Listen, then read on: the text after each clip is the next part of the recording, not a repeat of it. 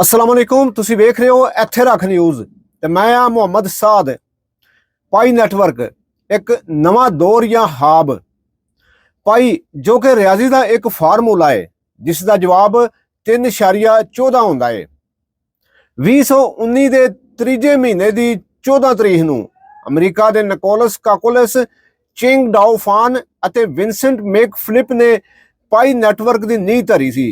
इन्हां दा मकसद एक अजिही क्रिप्टो करंसी बनाना सी जिहड़ी हर आम बंदे की पहुंच विच होवे, जिस नूं बनाउण लग्गियां वड्डे कंप्यूटरां महंगे माइनिंग मशीनां की लोड़ ना पवे बल्कि आम मोबाइल फोन नाल क्रिप्टो माइनिंग मुमकिन होवे। पाई नैटवर्क की खास गल यह सी कि उस नूं माइन करन लई ना कोई वड्डा कंप्यूटर लोड़ींदा सी ते ना ही चोखी बिजली। इस वखरे आइडिया की वजह तों पाई नैटवर्क विच दिलचस्पी रखण वाले लोकां दी गिनती दिनों दिन वधदी गई। क्रिप्टो करंसी की दुनिया में जदों बिटकॉइन, एथेरियम ਅਤੇ और ਵੱਖ-ਵੱਖ डिजिटल पूंजी आम लोगों की पहुंच तो बाहर आउण लगे तां पाई नैटवर्क एक उम्मीद की किरण बन के उभरे। निकोलस काकोलस जिहड़े स्टैनफोर्ड यूनिवर्सिटी के PhD होल्डर ने हमेशा ये कहते रहे कि पाई कॉइन नूं दुनिया भर विच आम करंसी वांगर कबूल करवाना इन्हां दी सब तो वड्डी तरजीह है। पाई नैटवर्क की मकबूलीयत इन्नी वधी कि पूरी दुनिया में करोड़ों लोगों ने अपने मोबाइल फोनों उत्ते पाई नैटवर्क की ऐप डाउनलोड करके माइनिंग शुरू कर दी। चिंग डाओ फान जिहड़ी एक माहिर सोशियोलॉजिस्ट है वो पाई नूं लोकां दी क्रिप्टो करंसी कहंदी रही है क्यों जे उसका मकसद आम बंदे नूं क्रिप्टो की दुनिया में शामिल करना सी। विंसेंट मेक फिलिप भी इस सफर में एक वड्डी शख्सियत रहा पर बाद में वो टीम नूं छड्ड गया ते हुण कोर टीम सिर्फ निकोलस अते चिंग डाओ दे हत्थ विच है। 5 सालों तो वध बेसबरी नाल उड़ीक करन तो बाद आखिर वेला आ नहीं पहुंचा है जदों पाई नैटवर्क की कोर टीम ने ऐलान किया कि 20 फरवरी 2025 ਨੂੰ पाई कॉइन ऑफिशियली लॉन्च कर दिता जाएगा। जद यह खबर आई तो करोड़ों माइनर्स के जज्बिਆਂ ਨੂੰ एक नवा जोश लभ्या। लोकां विच यह सवाल जोर फड़ गया कि पाई कॉइन की कीमत कितनी होवेगी, कि असी भी लखपति या करोड़पति बन सकते हैं। क्रिप्टो एक्सचेंजेस इस नूं लिस्ट करन दियां 20 फरवरी पाई लॉन्च की तारीख सुन के ते कुछ एक्सचेंजा ने आपू ही ऐलान भी कर दिता असी पाई कॉइन अपनी एक्सचेंज उत्ते लिस्ट करांगे। लोकां वालों भी काहली करदे होया OKX नामी एक्सचेंज उत्ते पाई कॉइन मिलियन के हिसाब विच डिपोजिट कर दिते पर पाई कोर टीम वालों उन्हां दा तरा इंज दा कढिया गया कि डिपोजिट करन वालियां नूं भाजणा पै गईयां। पाई टीम ने आख्या असी किसी भी अदारे नाल कोई भी किसी तरह की लिस्ट का समझौता नहीं किया। हुण की होवेगा ये ते आउण वाला वेला ही दसेगा। लालच जल्दबाजी हमेशा बंदे नूं मरवा देंदी है। फेसबुक सने वख-वख सोशल मीडिया उत्ते फराडीए पाई कॉइन के इश्तिहारां दे राहीं सरगर्म होए फिरदे ने। इन्हां इश्तिहारां विच लालच दिता जाता है तुसी इस लिंक उत्ते आओ अपना इनाम लवो। लालच सिर्फ इत्थे ही नहीं मुकदा कि बंदा इश्तिहार खोलता है बल्कि उस लालच में आके अपना पाई का 24 अखरां वाला पास फ्रेज भी पा देंदा है। उसका पाई कॉइन का खाता फराडीए के हथ विच। लालची बंदा फिर पिया अगू पिछू सजना बेलियां ते ग्रुपां विच हल लभण की बेलोड़ी कोशिश करता विखाई देंदा है। क्रिप्टो करंसी की दुनिया में हर नवा प्रोजैक्ट उम्मीदां दे नाल अदशे भी लैके आउंदा है। बिटकॉइन भी जदों नवा सी लोकां नूं इस ते यकीन ही नहीं सी पर अज वही बिटकॉइन जिसनूं 2010 में सिर्फ चंद सेंट्स की कीमत उत्ते वेचिया जा रहा सी हुण $1 लाख नूं भी टप आया है।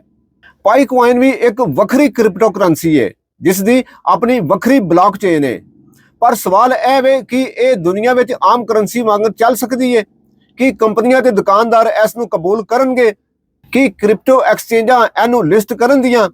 पाई नैटवर्क के अमैती उम्मीद रखते हैं कि पाई कॉइन की कीमत वधेगी ते इन्हां दी सालां दी मेहनत का सिला मिलेगा। कई लोगों ने सालों तक मुसलसल माइनिंग की, अपने नेड़लिਆਂ ਨੂੰ भी इस विच शामिल किया। हुण सब दे दिल विच सवाल यह वे कि सच विच इन्हां नूं भी इस तों वड्डी कमाई हो सकती है।